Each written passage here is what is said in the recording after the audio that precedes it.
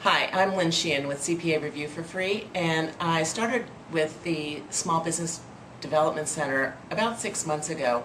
I'm co-founder along with a partner of mine, and we decided that I needed to have a little bit more experience, and I'm not your normal entrepreneur, as it were. I'm a little bit older, but wanted to learn more about how the business side of things went.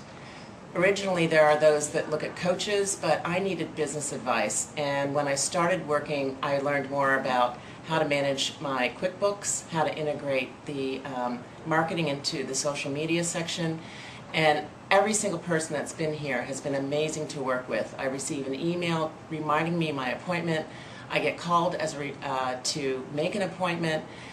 The service top to bottom has been amazing. The counselor that I'm working with has been very helpful in his experience throughout all of the information that he's been doing in small business and as a CFO.